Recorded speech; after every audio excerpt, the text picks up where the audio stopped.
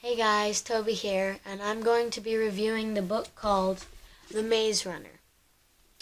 So, this book is for young adults, and if you don't know what that is, it's like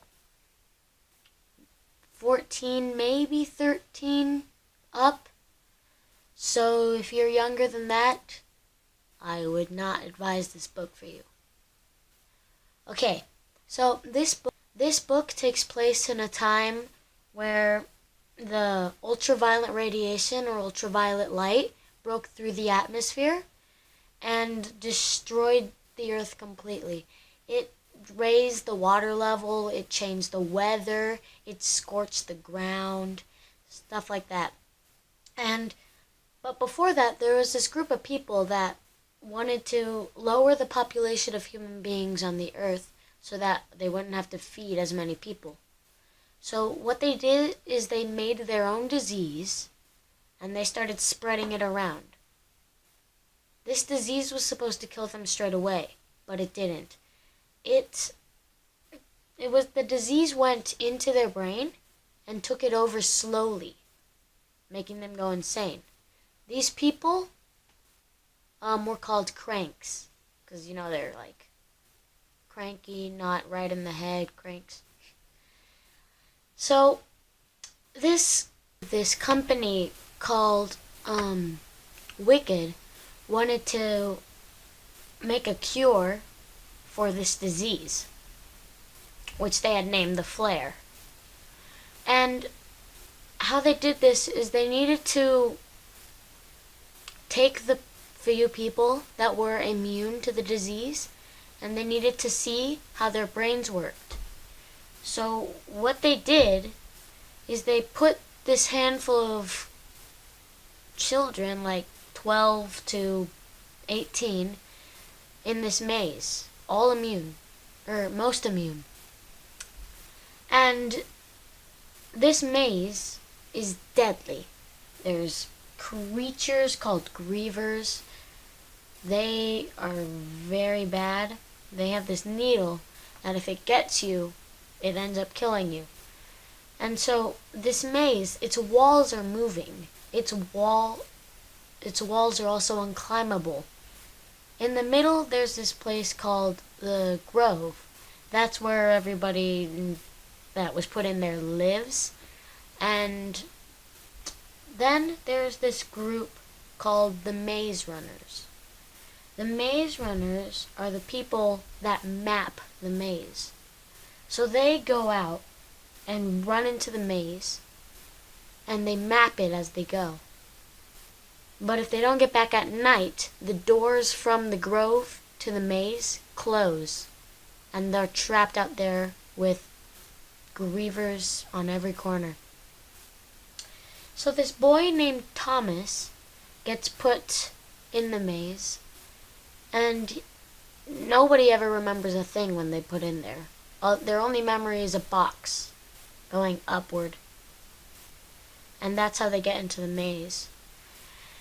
And he meets a bunch of people and they help him out, but they're not all that kind because he's a newbie.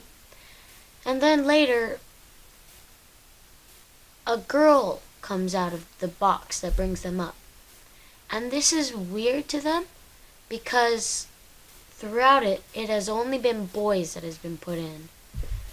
And it was a major game turner for them. So then it goes on with them pondering what's happening. A guy that was stung by a griever attacks Thomas. And then eventually Thomas leads them into the maze, all of them, to escape. And there's only a handful left.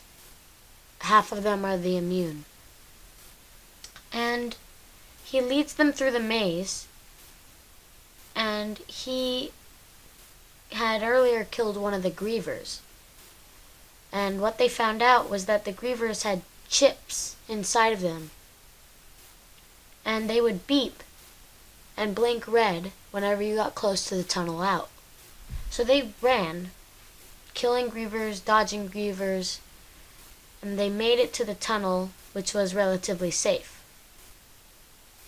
And they made it through, and then the creators of the maze are there.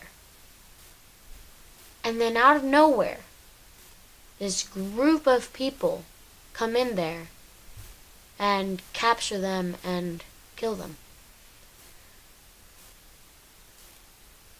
They call themselves that they're rebels against wicked, and they don't agree with their methods of testing on children. So they take the children to a safe house where the cranks can't get to them. And then that's the end of book 1. That was it. And this book is part of a series.